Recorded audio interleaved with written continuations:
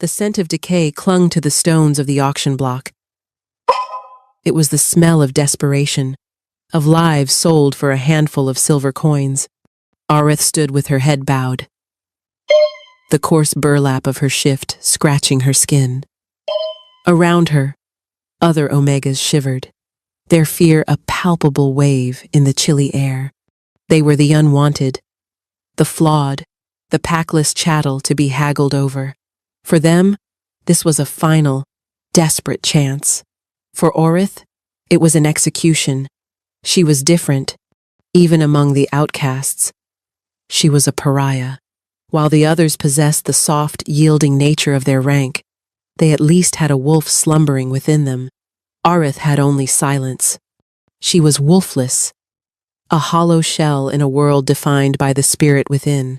Her family, the once proud Silvermoons, had cast her out, their shame too great to bear the burden of a broken daughter. They had given her to the auctioneers without a backward glance. Her price, a pittance to cover their travel expenses. Next! The auctioneer boomed, his voice echoing off the damp walls of the market cavern. Lot 17. Arith, of the disgraced Silvermoon line. Wolfless, barren, but she has a pretty face. For those who value such things, let us start the bidding at a single copper. A cruel snicker rippled through the sparse crowd of low-ranking shifters and opportunistic merchants. A single copper. It was less than the price of a loaf of stale bread. No one raised a hand. Oreth closed her eyes, her shame a hot brand on her soul. She had expected this. Who would want a useless thing like her? Her only gift was a secret one, a thing she could not name or explain. It was a deep, quiet well of empathy within her, an ability to feel the pain of others and, in some small way, to soothe it. She could calm a spooked horse with a murmur, quiet a crying infant with a touch. But in a society that revered physical prowess and the ferocity of the wolf, her gentle talent was seen as nothing more than a peasant's trick. It was a soft power in a world of hard edges. The auctioneer was about to dismiss her, to send her to the tanner's pits, where the truly worthless ended their days, when a new presence silenced the cavern. The heavy wooden doors groaned open, and two figures in the obsidian armor of the royal guard stepped inside. Their faces were grim, their armor emblazoned with the roaring wolf of the Alpha King. Between them walked a man whose robes of office marked him as a member of the king's council. He was tall and severe, his face a mask of aristocratic disdain. Orith recognized him from the public decrees. Lord Aelrican, uncle to the king, and acting regent of the realm. His gaze swept over the pathetic display of Omegas on the block, his lip curling in disgust. By order of the regent, he announced, his voice slicing through the silence. A tribute is required. The king's affliction grows worse. The shadow blight deepens its hold. A collective gasp went through the crowd. Everyone knew of the Alpha King's curse. King Zephyros, the Black Wolf, a hero who had fallen in the witch wars only to be brought back by dark magic, was now a prisoner in his own body. A curse twisted his wolf, turning it into a monstrous, uncontrollable beast of shadow and rage. He was isolated in the highest tower of the Blackwood Citadel, his howls of agony a nightly reminder of their sovereign's torment. Lord Aelrican continued, his eyes cold and empty. We have tried healers, sorcerers, and priestesses. All have failed. Now, we try a different path. It is said, the gentle nature of an Omega can soothe even the wildest beast. Therefore, a tribute of soothing has been decreed. An Omega shall be chosen to attend the king, to calm his spirit. His gaze fell upon Orith. It was a chilling, calculating look. She saw no pity in his eyes, only opportunity. Dozens of Omegas had already been sent to the king's tower. None had returned. They were not tributes. They were sacrifices. You, Aelrican said, pointing a single, elegant finger at her. The wolfless one. You are worthless to all others. Perhaps your emptiness will serve the king. You will be this month's tribute." The auctioneer sputtered. "My lord, she is defective. Surely a stronger Omega. She is disposable." Aelrican cut him off. "If she fails, nothing of value is lost. If, by some miracle, she succeeds, well, miracles are for the desperate." He tossed a single gold coin onto the stage. It spun and landed at Oreth's feet, a stark contrast to the single copper that had been her starting price. "Her price is paid. Prepare her."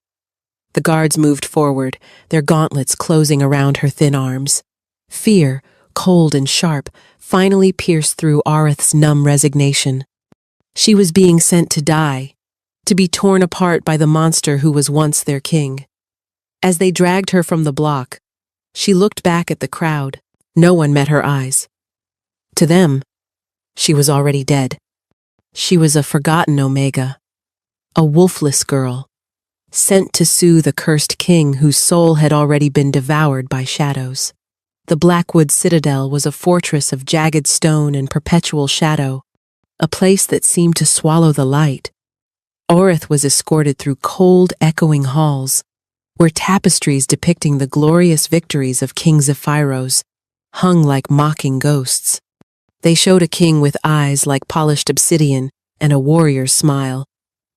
Not the tormented creature he had become, the guard's footsteps were the only sound. A rhythmic march toward her doom. They ascended a winding staircase that seemed to climb into the very heavens. The air grew colder, charged with a raw, oppressive energy that made the hairs on her arms stand up. It was an aura of pure, undiluted agony. Her own empathic senses screamed at her, a silent shriek of torment that was not her own. This was his pain. This was the shadow blight. The guards stopped before a massive iron-bound door. Heavy chains were draped across it, secured with locks that looked as if they could hold back a siege engine. One of the guards produced a key, his hand trembling slightly as he undid the locks. "His Majesty is unwell today," the guard mumbled, refusing to look at her. "Do not make any sudden movements. Do not speak unless spoken to, and by the goddess, do not touch him." He pushed the door open, and the wave of suffering that washed over Oreth nearly brought her to her knees. The room beyond was vast and opulent, but it was a cage of ruined splendor.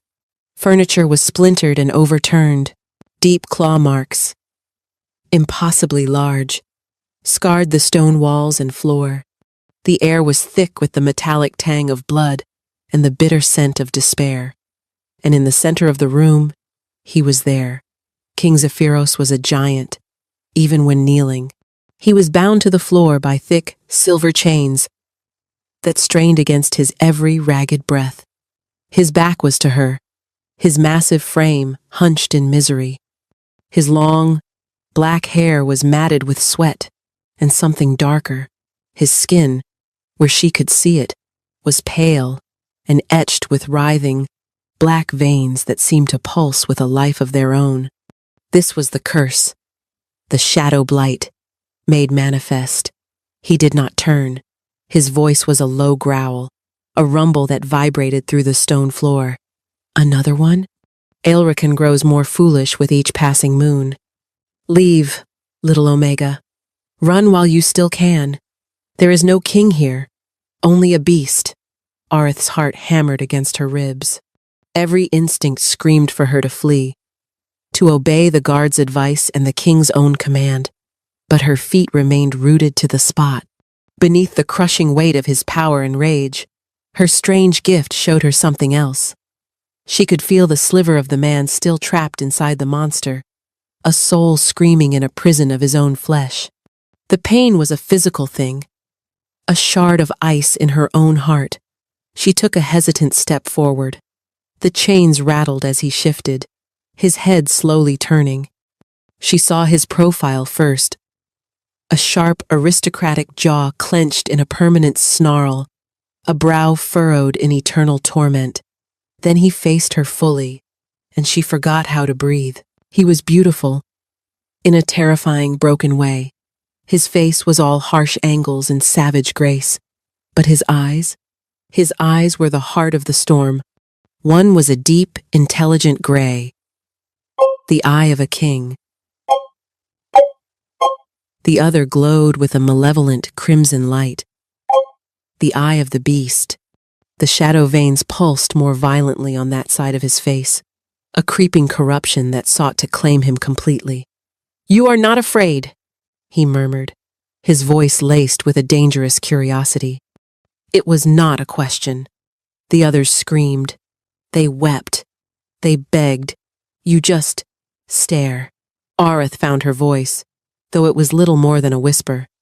"Fear is a luxury, Your Majesty. I was sold for less than a loaf of bread. There is little left for me to be afraid of." A flicker of something surprise? Interest? Crossed his features. The red glow in his eye dimmed for a fraction of a second. "Wolfless," he stated, his gaze piercing. He could scent it on her, the blank space where her wolf should have been.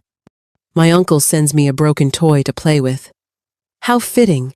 The guard slammed the door shut behind her, the locks clicking into place with grim finality. She was trapped. Trapped with the monster. "I am not a toy," she said, a spark of defiance igniting within her. She had nothing left to lose. "I am Arith." He let out a short, harsh laugh that sounded like grinding stone. "You have a name. It will not save you." He strained against his chains, the muscles in his arms and back cording like steel cables. A low growl escaped his throat, and the shadowy tendrils under his skin writhed and darkened. The agony was intensifying. "The blight is rising. Get to the far corner of the room. Press yourself against the wall. Do not move. Do not even breathe too loudly. If you are lucky, it will not notice you when it takes me." He threw his head back and roared, a sound of such profound agony that Arith felt it crack her own bones. It was the sound of a soul being ripped apart. The beast was coming. She should have been terrified, but all she felt was an overwhelming, heartbreaking wave of compassion for the suffering king. Arith did not retreat to the corner. She stood her ground, her body trembling but her will a sudden unshakable pillar of steel. Watching him fight, watching him suffer for her potential safety, struck a chord deep within her. He was a king, even in chains, even as a monster. The shadowy veins on his body pulsed with a sickening rhythm, spreading like ink in water.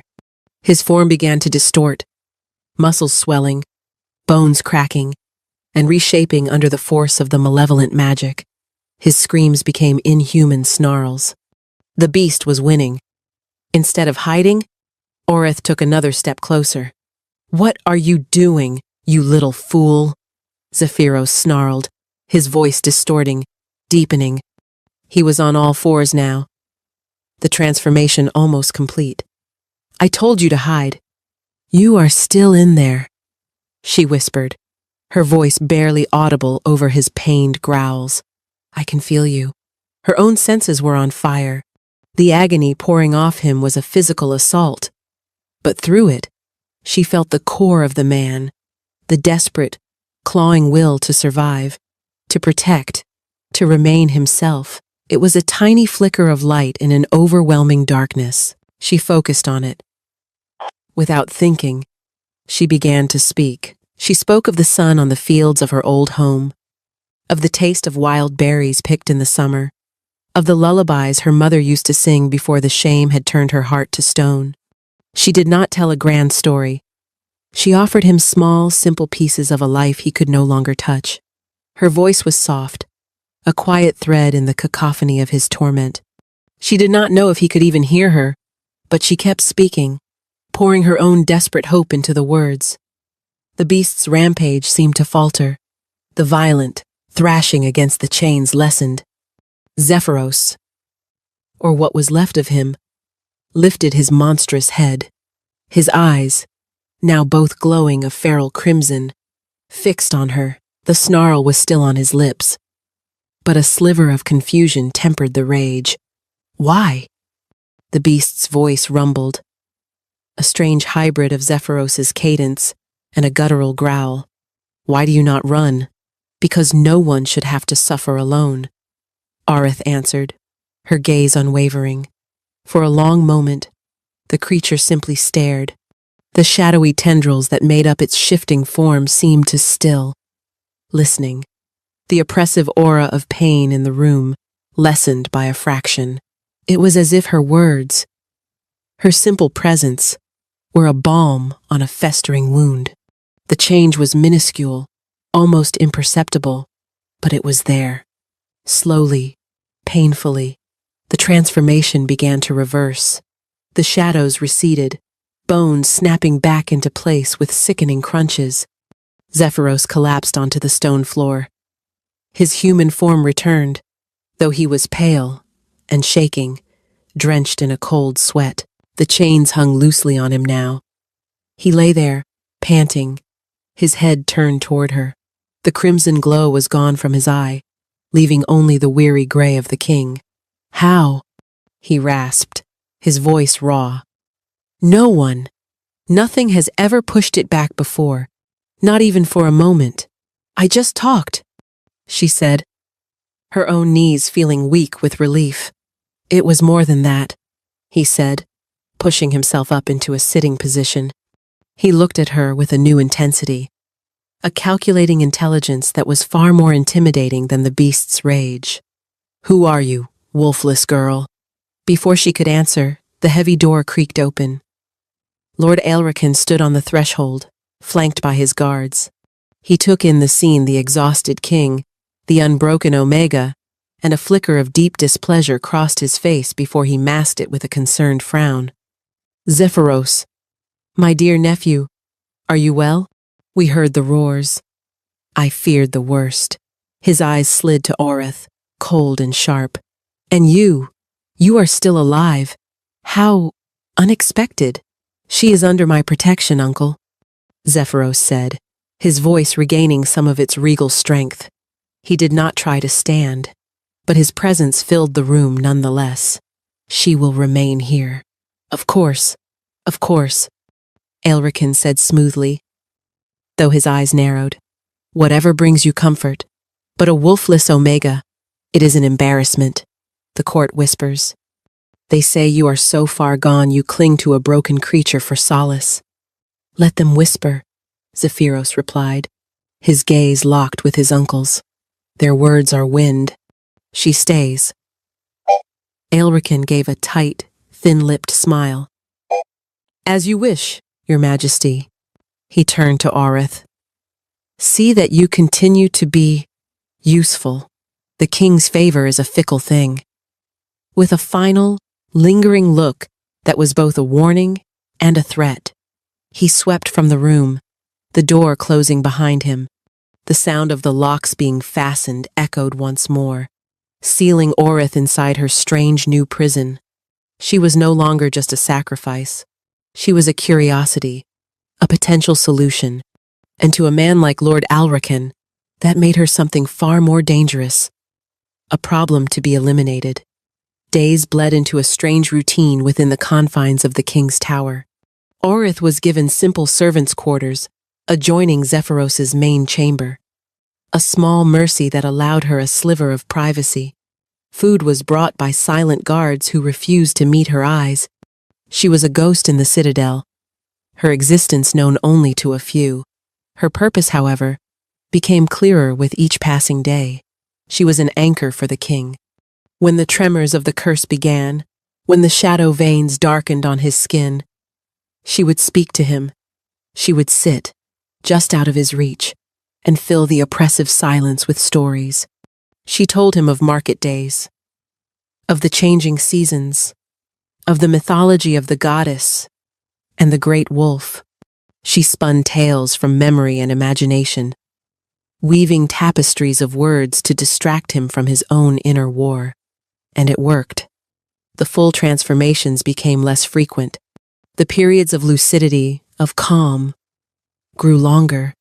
Zephyros began to speak back. At first, his questions were curt, impersonal. He asked about the state of the kingdom, the harvest, the morale of the people. He was a king, starved for his duties.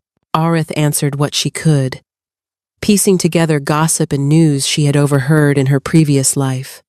Then, his questions became more personal. "Why did your family cast you out?" he asked one evening. He was sitting on the edge of his stone dais. The chains pooled around his ankles. He had refused to let the guards remove them completely, a grim reminder of the beast that still slept within. Orith hesitated, the old shame stinging her. "I am wolfless," she said simply. "To them, I was a blight on our bloodline, a failure. Failure is being unable to protect your people," Zephyros countered, his voice low. "Failure is being chained to a rock, while your kingdom withers under the hand of a man like my uncle. Your condition is a circumstance of birth, not a measure of your worth." His words were a revelation. No one had ever spoken of her condition with anything other than pity or disgust. To have the Alpha King, a man revered for his strength, dismiss the very thing that had defined her as worthless, it shifted something fundamental inside her. She found her courage. "Why do you let him rule in your stead?" "Lord Aelrican, he does not have the people's best interests at heart." A dark look crossed Zephyros's face. "Aelrican is ambitious and cruel, but he holds the council. While I am like this," he gestured to his chains, to the shadow-stained skin, "my claim is fragile. Many believe I am no longer fit to rule. They would see me put down like a rabid dog. Aelrican maintains order, even if it is a cold and oppressive one. He is the devil I know. He sent me here to die," Orith stated quietly. "I know," Zephyros said, his gray eye meeting hers. "And for that, he will answer to me, when I am free." The promise in his voice was absolute. In that moment, he was not a monster. He was her king, and a strange, tentative bond was forming between them, spun from shared solitude and whispered secrets in the dark. He began to see past the wolfless Omega and saw Orith, a woman of quiet strength and surprising resilience. And she, in turn, saw past the cursed beast to the noble, tormented man trapped within. This fragile peace, however, was not destined to last. One afternoon, Lord Aelrican came to the tower again. This time, he did not address the king. He came straight to Oreth, who was mending one of Zephyros's old tunics. "The court grows restless," Aelrican said, his voice a venomous whisper. He circled her like a predator. "They speak of the king's miraculous improvement, and they speak your name, the wolfless witch who has ensnared our tormented monarch." "I am no witch," Orith said, keeping her hands steady on her sewing. "No? Then what are you?" he sneered. "You are a nobody, a disgrace, and you are interfering with the natural course of things." He leaned closer, his voice dropping. "The king's curse is a judgment from the goddess. It must run its course. Your presence here is a blasphemy. End it. Fail in your duties. Let the beast take him. It would be a mercy for him and a reward for you." He pressed a small, heavy pouch into her hand. It jingled with the sound of gold. "Leave the citadel," he hissed. "Disappear, and you will live out your days in comfort. Defy me, and I will expose you as a charlatan and a spy. I will have you burned." Arith's hand closed around the pouch. The gold was cold and hard against her skin. She looked from Aelrican's cruel face to the shadowed corner where Zephyros sat, watching, listening, his expression unreadable. For the first time in her life, she had something to protect. Something more valuable than gold or her own safety. She met Aelrican's gaze, her own clear and defiant. No. She let the pouch of gold drop to the floor, the coins scattering across the stones with a final, ringing sound. Aelrican's face contorted into a mask of pure fury. "You have made a grave mistake, little Omega." From the corner, a low growl echoed, and the chains rattled ominously. Aelrican took a half-step back, his eyes darting toward the king. Zephyros was on his feet, the shadows writhing around him, his gray eye blazing with a cold, protective fire. "Get out," the king commanded, his voice deadly quiet, "and do not threaten what is mine again." His plans shattered, but his hatred for Orith now cemented into something lethal. The night after Aelrican's threat was different. A storm raged outside the citadel, mirroring the tempest inside the king's soul. The curse was fighting back, angered by the progress Zephyros had made, by the hope Orith had kindled. The pain was more intense than she had ever seen it. Zephyros thrashed against his chains, his roars of agony shaking the very foundations of the tower. Her stories were not working. Her soothing words were swallowed by the storm of his suffering. The shadows were consuming him, faster and more completely than ever before. He was losing. "Orith!" he choked out, his voice a desperate plea from within the rising tide of darkness. "Get back. It's too strong this time."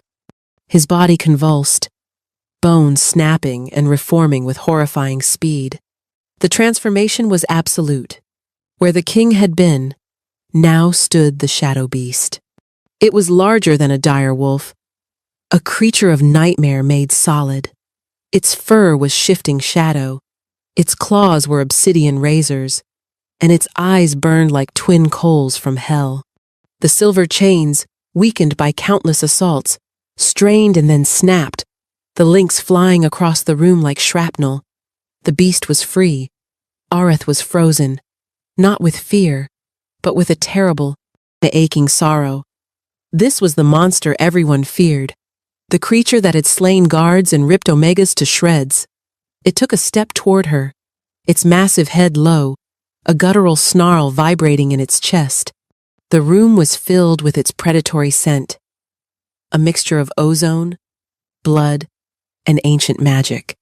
This was it. This was the death Aelrican had promised her. But as the beast loomed over her, its shadow falling across her like a shroud, she saw something in its burning eyes. Beneath the feral rage, she saw the flicker she had sensed before, the trapped soul, the agony of Zephyros, a prisoner in his own monstrous form. The beast was not just a killer. It was a cage of suffering. It opened its jaws, revealing rows of shadow-forged teeth. A blast of hot, foul air washed over her. It was going to end it. Instead of screaming, instead of running, Orith did the most irrational thing she had ever done in her life. She raised a trembling hand.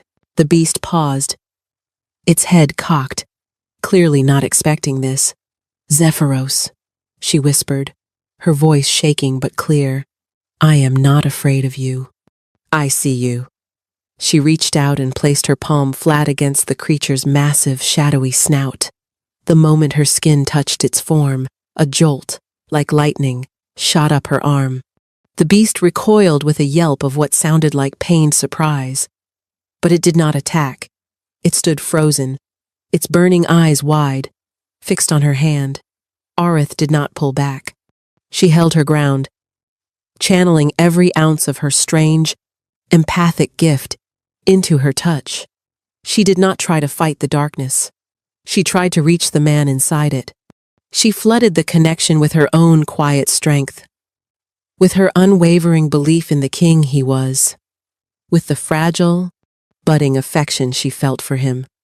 The shadow flesh beneath her palm felt like solid ice and burning fire all at once. The beast let out a low whine, a sound of utter confusion and pain. The raging inferno in its eyes began to dim. For a breathtaking second, the monstrous form flickered, and she saw Zephyros's face superimposed over the beast's, his eyes filled with shock and a dawning, incredulous hope. He had felt her. He had felt her touch not as an attack, but as an anchor, The effort was immense. It felt like she was trying to hold back the tide with her bare hands. The darkness fought her, a sentient, hateful force that recoiled from her light. But she held on, pouring more and more of herself into the connection, with a final, soul-shattering howl that was equal parts rage and relief. The beast collapsed. The shadows imploded, dissolving into smoke and whispers, leaving Zephyros lying naked and unconscious on the cold stone floor, completely human. The writhing black veins were gone, his skin pale but clear. For the first time since she had arrived, he looked peaceful. Arith fell to her knees, panting, the adrenaline leaving her weak and trembling. She had faced the monster and survived. More than that, she had touched the man inside and pulled him back from the brink. She crawled over to him, her heart aching. She gently brushed a strand of black hair from his face. He was no longer just her king or her captor. He was Zephyros, and she was terrifyingly, hopelessly falling for him. Zephyros awoke slowly, the familiar ache of the curse's aftermath, a dull thrum in his bones. But something was different. The gnawing, ever-present torment at the back of his mind, the whisper of the beast, was silent, truly silent. For the first time in years, he opened his eyes. Arith was asleep in a chair she had dragged near him, a worn blanket wrapped around her shoulders. Her face, so often tense with worry, was soft in slumber. He remembered the chaos, the pain, the absolute certainty that this time, the beast would win. He remembered the chains breaking, and then he remembered her small, defiant figure standing before the monster, her whispered words, her hand. He remembered the shock of her touch, not a brand of pain or fear, but a cool, soothing balm that had pierced through the layers of rage and agony to the core of him. It had been like a drowning man finding a single breath of air. He pushed himself up, his muscles protesting. He was weak, but he was clear. He was whole. He looked at his hands, his arms. The shadow veins were gone, not faded, not dormant, gone. A staggering realization hit him. She had done more than push the beast back. She had healed him. Perhaps not permanently, but she had mended a part of his shattered soul. He stood and walked over to her, his movements silent. He looked down at the Omega, who was supposed to be a sacrifice, a broken toy. She was none of those things. She was a weapon, a miracle, a woman with a power no one had understood, a power that had given him hope. As if sensing his presence, her eyes fluttered open. They were the color of warm honey, and for a moment, they were unguarded, filled with a deep and startling emotion that made his breath catch. "You're all right," she breathed, relief washing over her features. "Because of you," he said, his voice rough. He knelt before her, taking her hand. It was so small in his. "Arith, what you did, how?" "I don't know," she admitted, her gaze dropping to their joined hands. I saw you were in there. I wanted to help." "You did more than help," he said, his thumb stroking the back of her hand. "You saved me." He had to know the truth of the curse, to understand what he was fighting. Now, he had to share it with her. She was no longer just a tribute. She was a part of this battle. "The curse," he began, his voice low and grim. "It was cast by the Witch Queen of the Cinder Peaks in the moment of my death. When the warlocks resurrected me, the curse came back with my spirit. It's called the Shadow Blight because it feeds on shadow, on my pain, my anger, my isolation. It grows stronger the more I am cut off from my pack, from my kingdom, from myself." He met her eyes, the vulnerability in his own a stark admission. "The witch told me it could only be broken by an act of true belonging. To find a place, a person, where my soul felt truly anchored. How could I find that? Chained in a tower, feared by everyone as a monster. I thought it was impossible. A cruel joke to ensure my eternal torment. He paused, his grip on her hand tightening slightly. But when you touched the beast, when you looked at my monstrous form and were not afraid, for a second, I felt it, a connection, an anchor. It felt like belonging. Orith's eyes widened, filled with a dawning understanding and something else, something deeper. The air between them crackled with unspoken emotion. The protector and the protected, the king and the outcast, their roles had blurred and inverted until they were simply a man and a woman, bound by a shared, desperate fight for survival. "I will not leave you," she said, her voice filled with a fierce conviction that belied her Omega status. "We will fight this together." It was a vow, a promise made in the heart of the Citadel's highest tower. But even as the words were spoken, an external threat was already in motion. Far below, in the council chambers, Lord Aelrican was putting the final pieces of his own plan into place. He had seen Aurith's power through the scrying mirrors he used to monitor the king. He had seen the beast calmed, the curse recede. The Omega was not a problem anymore. She was a genuine threat to his ascension. He could no longer wait for the curse to do his work for him. He would have to accelerate the process. He would push the king into a permanent state of madness, frame the Omega for the crime, and seize the throne in the ensuing chaos. He picked up a small, lead-lined vial from his desk. Inside was a viscous, dark liquid, a potent blend of concentrated wolfsbane and a magical accelerant designed to enrage the shadow blight beyond all control.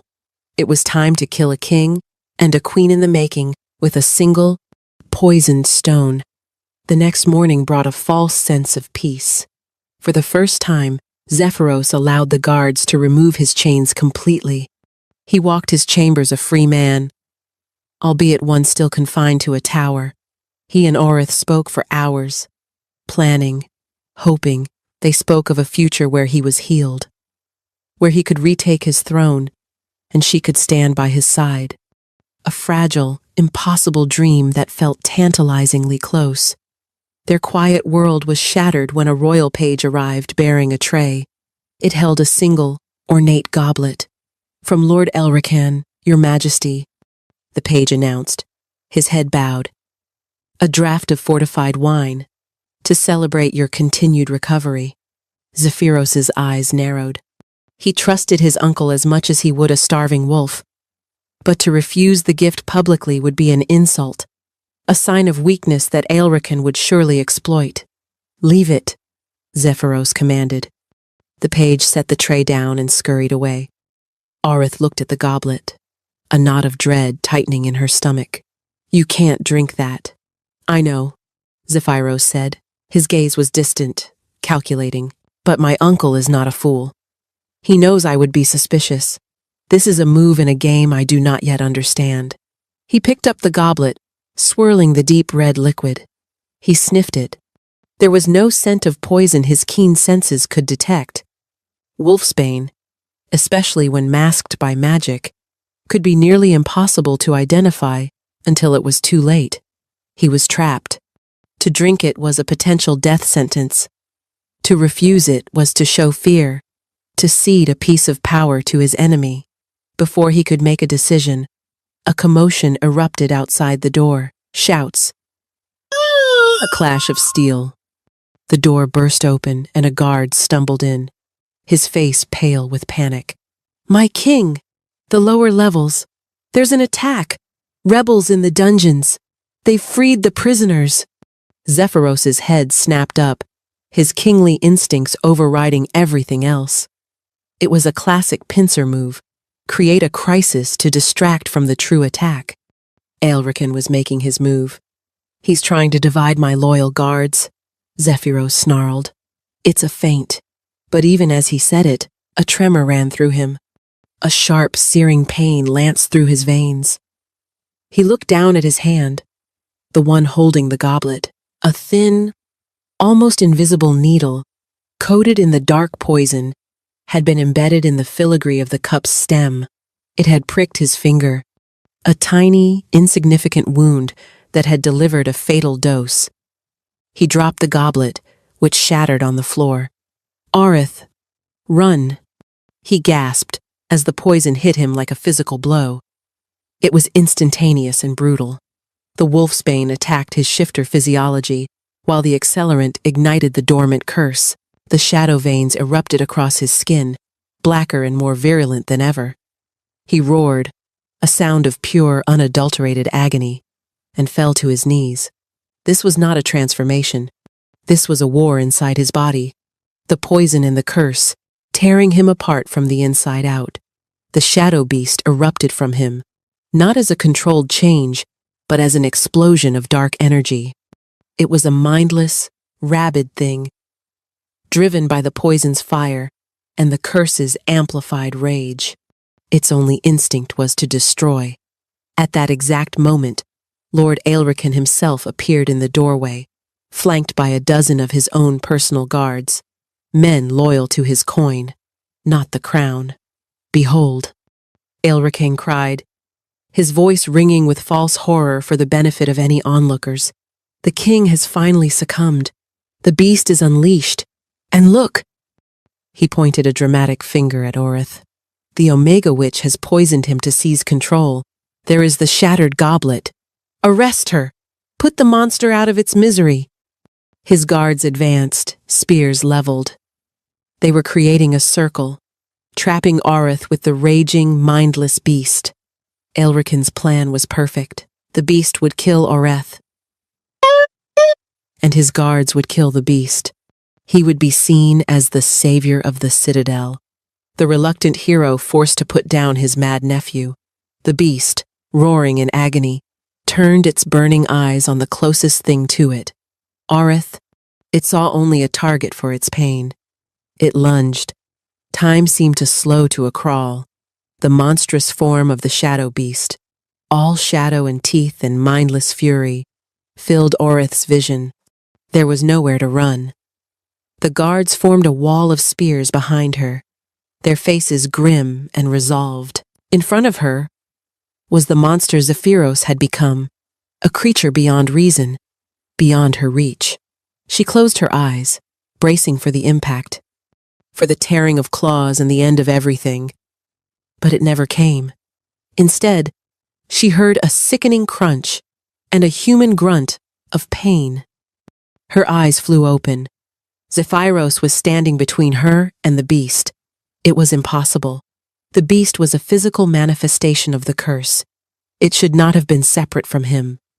Yet here he was, in his human form, though he looked like a wraith. He was translucent, shimmering like a heat haze, his form barely holding together. He had somehow torn his spirit free from the rampaging monster, a feat of will that was actively killing him. His translucent hand was pressed against the beast's chest, holding it back. The monster snarled and swiped, its shadowy claws passing right through his ghostly form, yet he held it at bay. "I will not let you hurt her," his spirit voice echoed in the room, faint and strained. It was his ultimate choice. With his body being destroyed by poison, and his wolf turned into a mindless engine of destruction, he had used the last of his will, the very essence of his soul, to shield her. Protecting the forgotten Omega was more important than his own survival, more important than his life, his crown, his very soul. This was his act of true belonging. Aelrican stared, his jaw agape in disbelief. What sorcery is this? Kill them both. But as the guards hesitated, awestruck by the impossible sight, Orith understood. He had chosen her. He had anchored his soul to her. And in that moment, something inside her, something that had been dormant and silent her entire life, answered his call. A warmth spread from her chest, a feeling like the first sun of spring after a long, hard winter. It was a power she never knew she possessed. The full, untapped force of her empathic soul, awakened by his sacrifice. Love, fierce and absolute, flooded through her. She didn't run from the beast. She ran to Zephyros's shimmering, fading spirit. "No!" she cried, her voice ringing with a newfound power. "You will not die!" She threw her arms around his ghostly form, and as she did, she pushed past him, past the barrier of his spirit, and came face to face with the monster. It roared in her face, its breath a vortex of cold despair. She did not hesitate. She rose on her toes, reached up, and pressed her lips to the place where the beast's mouth would be. She kissed the monster. It was not a soft, romantic gesture. It was an act of war. She poured all of herself into that kiss, her love, her hope, her defiance, her soul's own light. It was a direct assault on the curse itself, her pure, untainted empathy. The very essence of her soft power met the ancient, hateful magic of the shadow blight head-on. For a second, there was only silence. Then, light exploded from their point of contact, a brilliant, blinding golden light that threw everyone in the room back.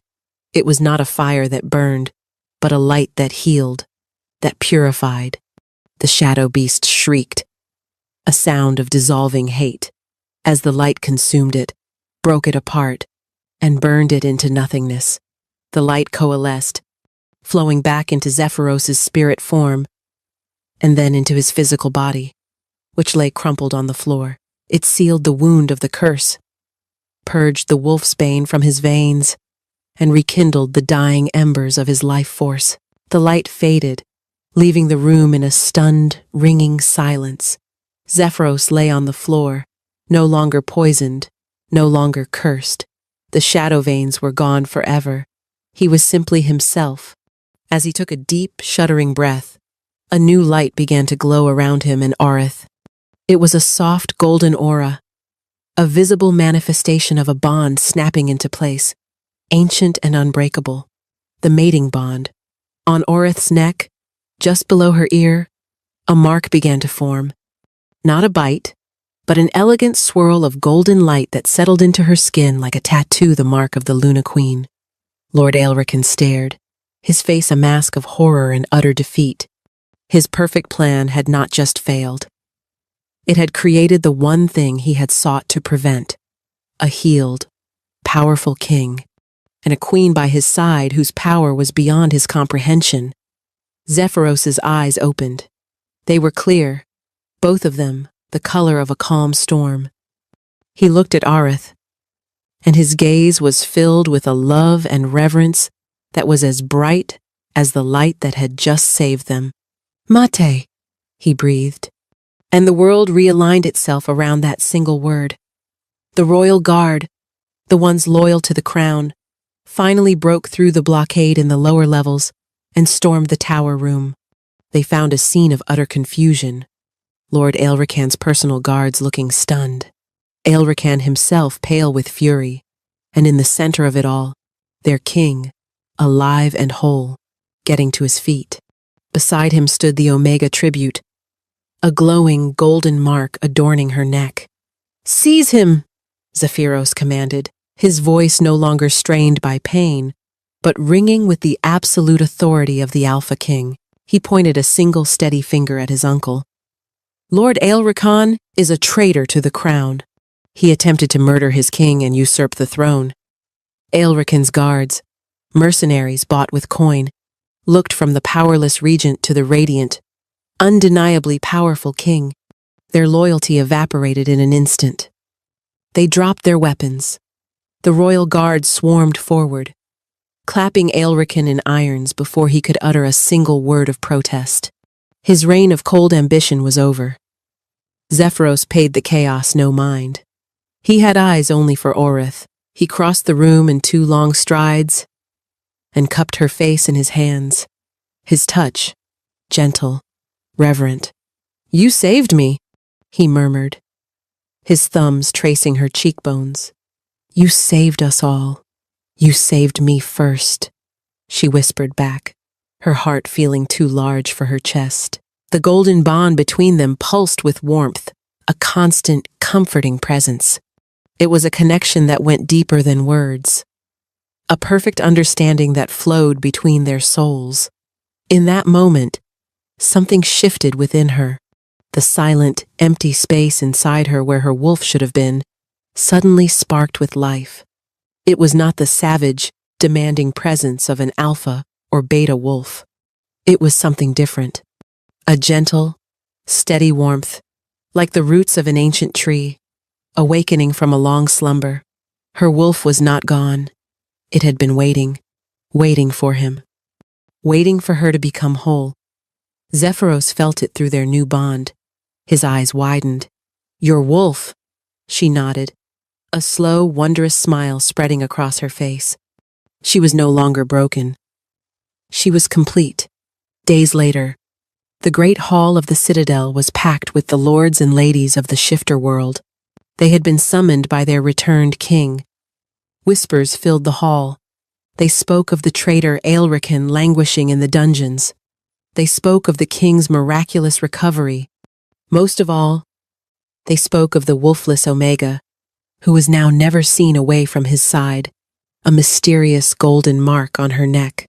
Zephyros strode into the hall, not in armor, but in the simple black robes of his office. He radiated a calm, confident power that silenced the crowd instantly. He looked every inch the king they had lost and mourned. Arith walked beside him, her head held high. She was no longer the frightened girl on the auction block. She was the mate of the Alpha King. My loyal subjects, Zephyros began, his voice carrying to every corner of the hall. You have been told that I was sick, that a curse held me in its thrall. This was true, but the time of shadows is over. He turned and took Orith's hand, drawing her forward. You have also been told that this woman is a wolfless Omega, a broken thing of no value. This was a lie. He lifted their joined hands. This is Orith, my mate, my queen, and your savior. It was her strength that broke the curse, her courage that exposed the traitor in our midst, her power, a power not of claw and fang but of heart and soul, that has healed your king. A murmur of disbelief and wonder rippled through the assembled nobles. Our laws, our traditions, have taught us to value only one kind of strength, Zephyros continued, his voice resonating with passion. We have discarded those we deemed weak. We have shamed those who are different. We have allowed fear and prejudice to rule us. No more. Today marks a new era. Compassion is not a weakness. Empathy is a weapon. And love, his eyes found Orith's, and the entire hall seemed to fade away for him, is the most powerful magic of all. He raised her hand to his lips and kissed it, a public declaration of his devotion. In that moment, the wolfless Omega became the most powerful woman in the kingdom, not because of the king she stood beside, but because of the strength she had found within herself. She had not only freed the king, she had freed them all from the prison of their own prejudice. The reign of the Shadow Blight was over, and the dawn of the Luna Queen had begun. 1 year later, the Blackwood Citadel was no longer a place of shadow. Sunlight streamed through newly installed glass windows, illuminating halls that now echoed with laughter instead of fear. The oppressive tapestries depicting war had been replaced with vibrant scenes of harvest, community, and peace. The kingdom was thriving under the joint rule of its king and queen. King Zephyros stood on the high balcony of the tower that had once been his prison. The chains were long gone, melted down, and reforged into the new gates of a sanctuary. Orith had founded a home for outcast Omegas, and any shifter who had been deemed broken by the old, harsh society. It was the most popular institution in the capital. He was no longer the tormented king. The curse had left scars on his soul, but they were reminders of a battle won, not a life lost. He ruled with a wisdom and compassion that had been forged in the fires of his own suffering. a pair of arms wrapped around his waist from behind. He smiled and leaned back into Arith's embrace, covering her hands with his own. "Thinking grim thoughts, my love?" she murmured, resting her cheek against his back. "Remembering," he corrected softly, "remembering the darkness, so I never take the light for granted." He turned in her arms to face her, his Luna Queen. Her honey-colored eyes shone with love and a quiet confidence that had fully blossomed. Her wolf, a rare and legendary heartwood spirit, known for its intuitive ability to heal and nurture the pack's collective soul, was a calm, steady presence within her, perfectly complementing his own powerful alpha spirit. His gaze dropped to the gentle swell of her belly, and his hand came to rest there possessively. "And how is our little prince feeling today?" he asked, his voice softening. "He has your kick," Orith laughed. "I think he's practicing for the Royal Guard trials already." Zephyros chuckled, a deep, happy sound that would have been unimaginable a year ago. He leaned down and pressed a tender kiss to her lips. "I never thought this was possible. A life without pain, a family, a future. It was always possible," she said, her hand covering his on her stomach. "You just needed someone to show you the way out of the dark." Their mating bond pulsed between them, a silent, constant song of their love. Below them, in the courtyard, children of all ranks, Alpha, Beta, and Omega, played together. The rigid hierarchy that had ruled their society for centuries was beginning to dissolve, replaced by a new philosophy of mutual respect, one that valued all forms of strength. It was a kingdom reborn, all because of a forgotten Omega, whose greatest power was the ability to see the man inside the monster. Her kiss had not only broken his curse and bound him to her forever, it had freed an entire nation and bound them all together in a new and brighter age. He pulled her close, breathing in the scent of his mate, his queen, his home, and knew with absolute certainty that his act of true belonging had not been a single moment of sacrifice, but a lifetime he now had the privilege of spending by her side.